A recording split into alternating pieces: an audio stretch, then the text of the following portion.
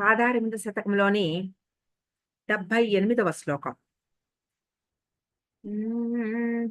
విశుష్యంత్యాం ప్రజ్ఞాసరితి దురిత సమయ ప్రభావేణ క్షీణే సతి మమ మనః కేకిని శుచా త్వదీయః కామాక్షి స్ఫురిత చరణాంబోధ మహిమా నభో మాసాటోపం నగపతి సుతే కిం న కురుతే.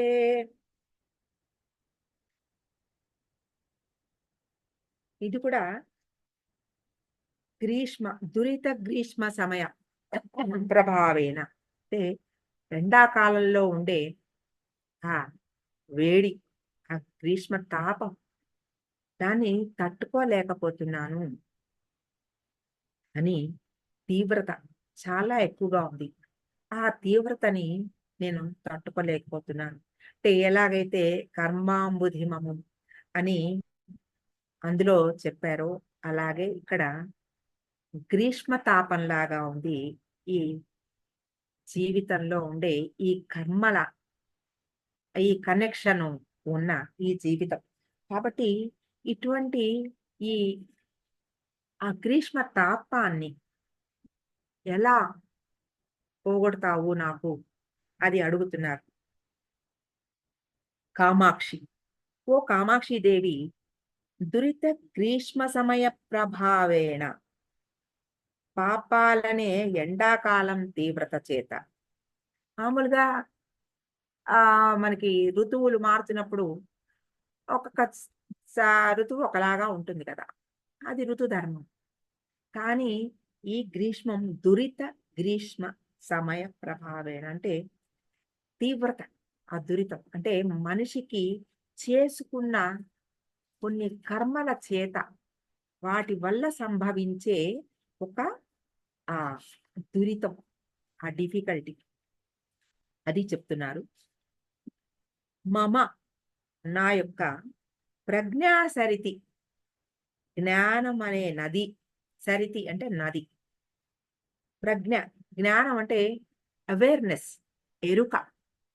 నాకు ఎరుక ఎండిపోయింది. ఈ కర్మల తీవ్రత చేత ఎలాగైతే ఎండాకాలంలో నదులు ఎండిపోతాయో అలాగా నా కర్మల తీవ్రత చేత నా జ్ఞానం, నా ఎరుకంతా క్షీణించిపోయింది. అది విశుష్యంత్యాం అంటే ఎండిపోగా, శుచా దుఃఖము చేత, మనఃకేకిని నా మనస్సు అనే నెమలి, క్షీణే సతి చిక్కిపోయింది, చిక్కిపోగా చాలా వీక్ అయిపోగా, త్వదీయ నీ యొక్క చరణాంబోధ మహిమ, నీ పాదమనే సముద్రము యొక్క మహిమ. ఇక్కడ అంబోధ మహిమ అంటే సముద్రం అనుకోవచ్చు, మేఘము కూడా అనుకోవచ్చు. అంటే అంబుది అంటే ఆ సముద్రం, అంబోధి అంటే నీరు నిలుచు స్థలం అని కూడా, అంటే మేఘంలో కూడా నీరు నిలుస్తుంది కాబట్టి అలాగూ అనుకోవచ్చు, ఇలాగూ అనుకోవచ్చు. నభో మాసాటోపం, శ్రావణ మాసం యొక్క ఆడంబరం. శ్రావణ మాసంలో ఏమిటి? వానలు. శ్రావణ మాసం గ్రీష్మం వెళ్ళిపోగానే ఇహ శ్రావణం వస్తుంది. శ్రావణం వచ్చినప్పుడు ఈ ఎండాకాలం పోగానే శ్రావణ మాసం రాగానే వానలు పడతాయి కదా. ఆ నభో మాసం ఇంతకు ముందర 19వ శ్లోకంలో కూడా మనకి వచ్చింది అది. శివే పాసాయేతాం అలకుని, అందులో నభో మాసాయేతాం అని సరస కవితా రీతి అని ఆ శ్లోకంలో వచ్చింది. నభో మాసం అంటే శ్రావణ మాసం, నభస్య మాసం అంటే భాద్రపద మాసం అని చెప్పుకున్నాం. అలాగా ఈ నభో మాసం అంటే శ్రావణ మాసం యొక్క ఆటోపం. అంటే ఆటోపం అంటే ఒక ఆడంబరం, అంటే ఒక బాగా కనపడేటట్టుగా, ఆడంబరంగా అంటే ఏమిటి, అందరికీ తెలిసేటట్టుగా అటువంటి ఆ నభోమాసాటోపం కిమ్న కురుతే ఎందుకు చేయదు, నీ యొక్క ఆ కరుణ నాలో ఎండిపోయిన ఈ ప్రజ్ఞని మళ్ళా వానగా శ్రావణ మాసం యొక్క కారు మబ్బులుగా వచ్చి ఆ వానల చేత నాలో ఎండిపోయిన ఈ నదిలోకి మళ్ళా ఆ ప్రజ్ఞ అనే ఆ నీటిని ఎందుకు పెంచదు? పెంచుతుంది. నాకు నీ యొక్క అనుగ్రహం మీద సంపూర్ణమైన విశ్వాసం నువ్వు ఇస్తావు. కాబట్టి నీ యొక్క కరుణ అలా ఒక ప్రవాహంలాగా శ్రావణ మాసంలో వచ్చే వానలాగా ప్రసాదించి నాలో ఉన్న ఈ తాపాన్ని పోగొట్టమని ఇందులో అడుగుతున్నారు. ప్రజ్ఞ అనేది ఒక నదిగా చెప్పారు. తర్వాత మనస్సు, ఆ మనస్సుని నెమలిగా చెప్పారు. తర్వాత అమ్మవారి పాదాల్ని మేఘాలుగా లేదా సముద్రంగా వర్ణన చేస్తున్నారు. ఈ ప్రజ్ఞ అనేది ఒక నది అని చెప్తున్నారంటే ఏమిటి? అలా ప్రశాంతంగా ప్రవహించే ఒక నదిలాగా అటువంటి ప్రజ్ఞ జీవికి సాధనలో కావాలి. ఆ ప్రజ్ఞ ఏం చేస్తుంది? ఇంతకు ముందర మన శ్లోకంలో చెప్పుకున్నాము. కర్మల ఆ తీవ్రతకి ప్రజ్ఞ పోతుంది. అంటే జ్ఞానం ఉండదు. ఆ జ్ఞానం లేకపోయేటప్పటికీ ఈ కర్మ, ఆ కోరికలు, కర్మ ఆ సముద్రంలో, ఆ చట్రంలో ఇరుక్కుపోతాం. ఈ ప్రజ్ఞ అనేది ఆ జలతృష్ణావీచి అని ఇంతకు ముందర శ్లోకంలో చెప్పినట్టు ఆ కోరికల, కర్మల ఆ సంబంధాన్ని నుంచి జీవిని వేరు చేయగలదు. విడిగా చూపించగలదు ఈ ప్రజ్ఞ. ఆ ఎరుక. నేను అనేది నేను ఏం చేస్తున్నానో, ఏ కర్మలు చేస్తున్నానో, ఈ కర్మలకి ఈ నేనుకి సంబంధం లేకుండా ఉండగలిగిన శక్తిని ఆ ఎరుక ప్రసాదిస్తుంది. ఆ ఎరుక అమ్మవారి పాద ధ్యానం మనకి ఇవ్వాలన్నమాట. ఎప్పుడైతే గ్రీష్మం అంటే ఎండాకాలం విపరీతంగా ఉంటుందో అప్పుడు నదులన్నీ ఎండిపోతాయి. అది మామూలుగా ఋతుధర్మంలో జరుగుతూ ఉంటుంది. కానీ జీవికి ఇది ఎలా కనెక్షను? పాపం అనే గ్రీష్మం చేత ప్రజ్ఞ అనే నది ఎండిపోతుంది. పాపం అనేది ఏమిటిది? తెలుసో తెలియకో చేసే కొన్ని తప్పులు ఎందుకు వస్తుంది? ఒక దురాశ. ఆశ, ఆ ఆశ దురాశలోకి వెళ్ళిపోతుంది. ఆ దురాశలోకి వెళ్ళిపోయినప్పుడు జీవి నాకది కావాలి ఎట్టి పరిస్థితుల్లో అనుకున్నప్పుడు ఏ రకమైన ధర్మాన్ని పాటించడు. పాటించకుండా అందులోకి ఇప్పుడు మీరు గమనిస్తూ ఉండండి. ఎక్కడైనా ఒక గుడిలో దర్శనానికి వెళ్ళినప్పుడు దర్శనంలో అందరూ మరి అలా దేవుడి దర్శనానికి వెళ్ళినప్పుడు అందరూ ఒక మంచి భక్తితో వెళ్ళిన వాళ్ళే కదా! అందరికీ ఆ దైవ దర్శనం అవ్వాలి కదా! అక్కడ మనం ఏమనుకోవాలి? తప్పకుండా ఇక్కడికొచ్చాం. మన పుణ్య బలాన బట్టి మనకి దర్శనం జరుగుతుంది. ఇది నమ్మాలి. మన యొక్క ఆహ్, ఆ అనుగ్రహం, అమ్మవారి అనుగ్రహం, మన పుణ్యబలం కలిసి మనకి ఎంత అవకాశం ఉందో అంత దర్శనం మాత్రమే జరుగుతుంది. కానీ అక్కడ వెళ్ళేప్పటికీ మంచి, చెడు లేకుండా తోసుకుంటూ నేనే ముందర చూడాలి.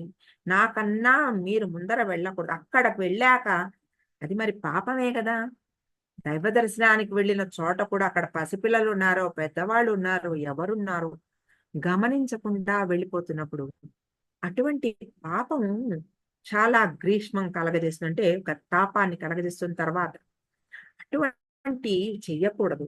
దైవ అనుగ్రహం మీద ఎప్పుడూ నమ్మకం ఉండాలి. మనకి అనుగ్రహం ఎంత ఉందో అంతే. మీరెంత కావాలనుకున్నా అంతకు మించి అనుభవం రాదు. మీరు వద్దనుకున్నా మీకు రావాల్సింది రాకుండా పోదు.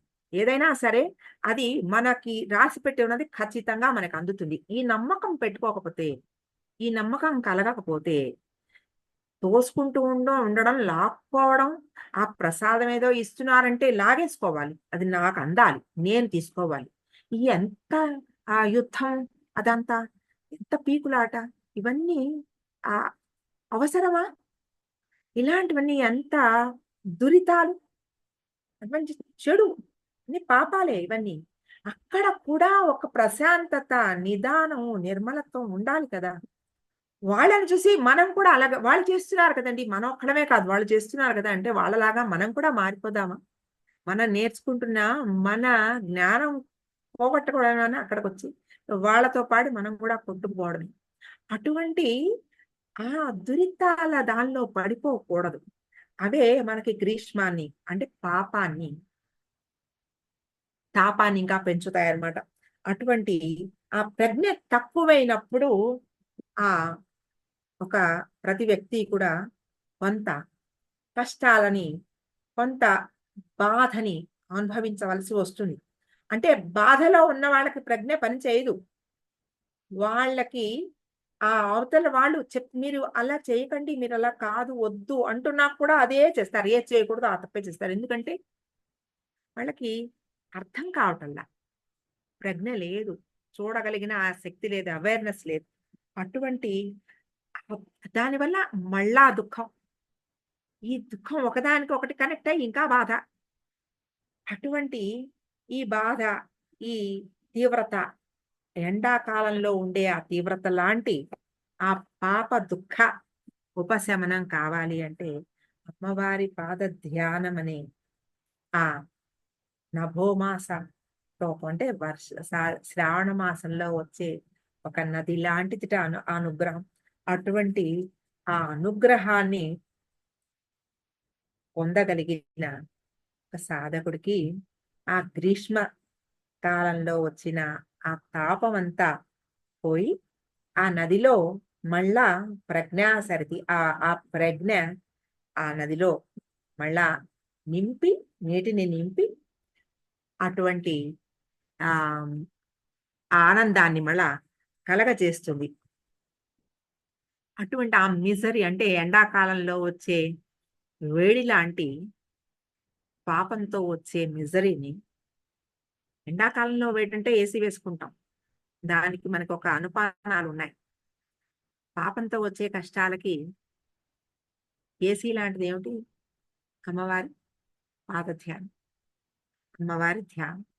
ఆ ధ్యానమే మనని అటువంటి ఆ గ్రీష్మ దురితాన్ని నుంచి రక్షించగలదు. అటువంటి ఆ అమ్మవారి పాదాలకి ఆ ఆ అమ్మవారి పాద పద్మాలు ఏం చేస్తాయట? అటువంటి మేఘాలని కల్పించి కరుణ అనే నల్లని మేఘాన్ని కల్పించి కారుమబ్బులు అంటాం మనం. అంటే కారుమబ్బు అంటే దాని నిండా నీరుంటుంది. అది వర్షిస్తుంది ఖచ్చితంగా. మామూలు మేఘాలైతే కొన్ని గాలి కొట్టుకుపోవచ్చు. కానీ ఈ కారుమబ్బు నల్లని మేఘం నీటితో పూర్తిగా నిండి ఉండి అది తప్పకుండా వర్షిస్తుంది. కాబట్టి అటువంటి వర్షం కోసం ఆ అమ్మవారిని పాద ధ్యానం చేయాలి. అప్పుడు ఆ ఆ అనుగ్రహ వర్షము మనలో ప్రజ్ఞని, ఆ ప్రజ్ఞ అనే నదిని మళ్ళా నిండుగా చేస్తుంది. ఆ నిండుగా పారే నదిలాగా ఆ తయారు చేస్తుంది అమ్మవారి పాద ధ్యానం అని ఇందులో కూడా చెప్తున్నారంటే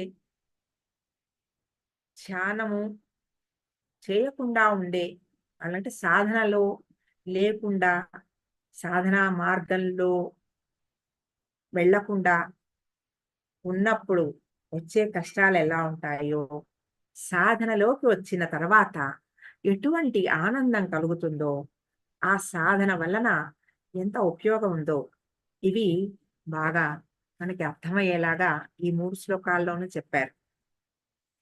ఇది మళ్ళా ఇంకొకసారి హ్మ్. విశుష్యంత్యాం ప్రజ్ఞాసరితి दुरितग्रीष्मसमयप्रभावेण क्षीणे सति मम मनः केकिनिषुचा त्वदीयः कामाक्षि स्फुरितचरणाम्भोदमहिमा नभो मासाटोपं नगपतिसुते किं न कुरुते ఇక్కడ నెమలిగా చెప్తూ నెమలి ఎండాకాలంలో చాలా నీరసంగా దానికి ఇష్టం లేదు ఎండాకాలం అంటే. నెమలికి వానాకాలం అంటే చాలా ఇష్టం. పురివిప్పి ఆడుతుంది. అలాగే మనస్సు కూడా ఆ అమ్మవారి పాద ధ్యానం చేసినప్పుడు ఆ మనసు అనే నెమలి అలా పురి విప్పి ఆడగలిగిన ఒక శక్తిని ఆ అమ్మవారి ఆ అనుగ్రహ వర్షం ప్రసాదిస్తుంది. అలాగా ఆ చిక్కిపోయి శల్యమైపోయిన ఆ ఆ నెమలి కూడా ఆ నభో మాసాటోపం అంటే చాలా ఆడంబరంగా ఇవ్వమని అడుగుతున్నారు ఆ వానని. చిన్నదిగా కాదు, చినుకులు కాదు. చాలా పెద్ద వర్షం, కృపా వర్షాన్ని అనుగ్రహించమని అడుగుతున్నారు. అటువంటి వర్షం వస్తే, ఆ వర్షం నా నది పూర్తిగా నిండిపోవాలి. ఇంకిపోయిన నది పూర్తిగా నిండిపోయేంత అనుగ్రహ వర్షాన్ని ప్రసాదించమని, అది ఎందుకివ్వవు నువ్వు? ఇస్తావులే అని గట్టిగా నొక్కి వక్కాణిస్తున్నారన్నమాట. వస్తుంది నాకు అని. అటువంటి ఆనందాన్ని నాకు ఇవ్వమని అడుగుతున్నారు. ఇది 78వ శ్లోకం.